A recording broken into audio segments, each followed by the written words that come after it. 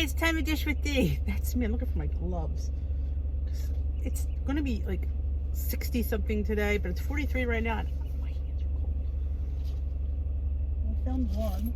Oh, there it is. Sorry about that. Hello. I'm Denise I Dish, and if you're new here, welcome. I do daily vlogs for WW inspiration and support.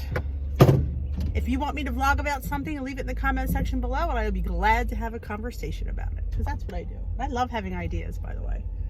And last night on my Tea with D, if you don't know what Tea with D is my interactive weight loss meeting style chat. We do it twice a week, Sundays at 7 p.m. and Wednesdays at 7 p.m., both Eastern time. Now it's Eastern Daylight Time here. Yeah, my clock says 7:42. Yeah, but it's really 8:42. Yeah, can't use that crap. But yes, also, if you're new here, I also have a private Facebook group called Dish with D's Waist Watching Warriors. I highly encourage you to join that. It's a private group. We can chat, share stuff. It's all about me. It's all about me. Because should it be like that? Just kidding. Also, I do a weekly step challenge. I did post a link to this week's in the community post here on YouTube. It's called, it's the app called Stride Kick. And what you do is you download the app, fill out your profile, link your stepper, whatever that may be. Mine is my Apple Watch. Did I put it on today? Yes. And there's a dead animal on the road. Oh, gross. It links it, and like I said, there's no winners. You're not looking out to beat anybody. You're not looking to be the #1 stepper. You're just looking to, I do put a weekly step goal. I don't know what it is this week, or did I even put it? Sometimes I put streaks, I don't know.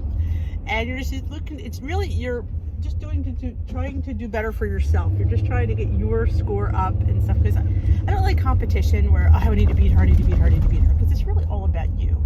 It's all not about you beating me. It's about you doing better for yourself. And that's what this challenge is about. And it's with your Dish with D community. Everybody a lot of the Tea with D'ers are in it, and it's really fun. And I do highly encourage you to come to Tea with D. It's a really wonderful group of ladies and a few gentlemen that come. And we definitely have a good camaraderie, and we share a lot of good things. You know, we shared last night, for instance, there's something called cheesecake extract. I didn't know it existed. Linked in my Amazon store now, so if you're interested in cheesecake extract, go to the link in my description box. Dish with D's Amazon store, and I do put out there that you're not upcharged using my store. It's just a way that Amazon shares products with. We are called associates, and we just talk about different things. And Amazon gives us a small it's not hardly even anything. I think it's like 80 cents. Which, you know, not that I'm complaining about 80 cents, but I'm saying, like, you're not charged at 80 cents. Amazon pays it. So you're not upcharged for anything that's in my store ever. It's just things that I love, things that I buy. In fact, I went on last night. I went on Jones Pointed Plate store, and I bought a cheesecake extract. Why? Because I gotta try it. I did. And I bought, what else I bought too? I bought Sucre and Gold. Oh, I'm obsessed with Sucre and Gold brown sugar substitute. It's the best brown sugar out there.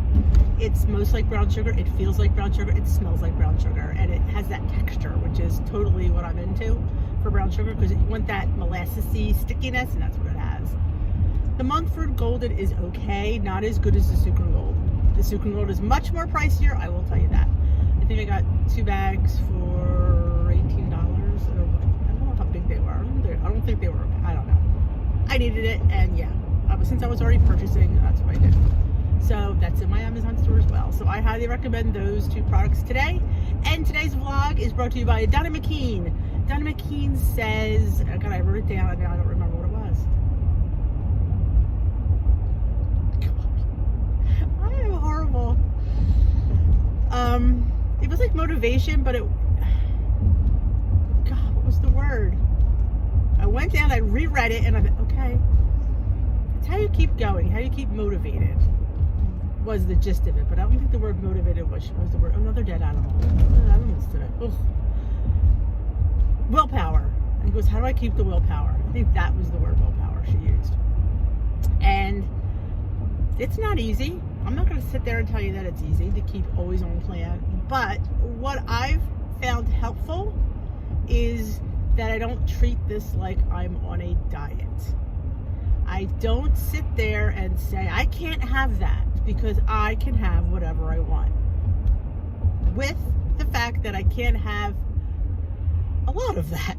Like, if there's a piece of cake, I'm not going to sit there and say no to it. I'm going to sit there and have a little bite of cake. Well, maybe a big bite of cake. A bite. You know, I never deny myself a bite of anything. I feel a bite didn't get me here. My leader always says, a bite didn't get you there. The whole cake got me here. I was a big, huge sweet eater. So no, would I stop at a bite? Oh, heck no. I'd have the whole stinking thing. So the fact that I stop at a bite is because I allow myself to have, bites several times during the week. Not a lot, maybe, like I said, things don't always come up, so it's not like I'm having a bite of something every day. But if we're out, I'm going to have something. I'm not going to sit there and watch everybody. If you sit there and watch everybody else eat and you sit back, you're on a diet. You're on a diet because you're sitting there and not having any of it. There's always a small piece. There's always a small bite you can allow yourself. And then you'll feel better. You won't feel like, oh God, they're looking at me because, oh, why isn't she having that? Because you can have it. You just can't have a lot. Because sometimes, and with some people, I get that one bite will lead into all-out pork fest. But my thing was, if I didn't have that bite, eventually that bite would lead into all-out pork fest. But because I'm having it on a semi-regular basis, I am not feeling the need to eat it all because I know it's going to happen again not too long down the future. I'm from the school, if you deny yourself something, it makes you want it twice as much. And it's all you think about. Like if you sit there and say, I'm not going to have that, I'm going to have this. But you're eating this and thinking of that the whole time and not enjoying this, if that makes any sense. Because that's not what you wanted. You substituted it with something totally different and it's not hitting the note that you needed to hit. So I, from the school, I will have a little taste of it. And I'm satisfied with that now. Will I want more? Well, yeah, I'm always going to want more. But I think of, I could have had none. And that's in my mind. I could have had none. So I'm trying to be thankful. Is it hard? I'm not saying it's easy. Did I get here in a week? No. This took years to get this one. Trust me. Since I was just 2 years, I celebrated my 2-year anniversary of being back on plan fully. So yeah, I mean, it took me, I think it started to click for me in September when I went through the summer. I only had to lose 14 pounds. I sit there and say only because I lost 114, but I had to lose 14 from June. And I thought to myself, 14, you just lost 100. It took me 6 months to lose that 14. And not that that's a long time, but it from when I'd started, it seemed like a long time from prior. So, and then when September came and I looked, and I had only lost over the summer, I think 2 pounds, maybe 3 at the most. I don't even remember. I have to look back. And I thought, that's 3 months I blew of really being on plan 100%. I was doing, Denise is like kind of, she's on it. She's not. I was not fully, honestly tracking. I would put things in my mouth. Yeah, I'm not worried about that. And granted, in my defense, I didn't gain, but I didn't lose either. And I didn't honestly track the things I was eating. It was more like a maintenance thing. I would say I have maintenance down because I did a good. I ate really well, but I just didn't have those losses that I know I needed. So when September came, if you look back on vlogs, I think I marked them on a tracking. I don't remember now, but I knew that that's what the problem was, that I was mindlessly munching on things. So in September, when school went back and I wanted to, I was really geared to hitting goal because I knew at that point I needed to hit goal because I only had I think 9 pounds maybe to go, 10. And I knew I could, because in the beginning, when you have to lose 120, yeah, that sounds daunting. It does. It's like a mountain that you don't want to climb. But when you have 9 pounds, I could lose 9 pounds. So I knew it was a goal I could hit. So I started really honestly tracking everything that I ate. And I saw better results. I saw consistent losses again. And I saw because I was being more diligent in my eating. So then is when I knew that I was more focused. And people say, what keeps you going? How do you keep on? How did you stay on long enough? Because once you start losing, you want to lose more to a point. Like I'm not from the school that I want to be, a size 8, 6. No, I wanted to be a size 12 was my goal in the beginning of my journey, because to me that seemed like a doable number. Now I'm a size 10, which I didn't think I'd ever be here, and this is, I feel like I'm really low for me, because it is. I do feel like I'm low. People laugh. You're 10 low? Yeah, to me a 10's low. When you're a 24, a 10 seems like a swimsuit model, and I do feel like a swimsuit model. But things like I got rid of all of my big clothes. They're all gone. I normally never do that. I usually put them away, put them down in the basement in a container.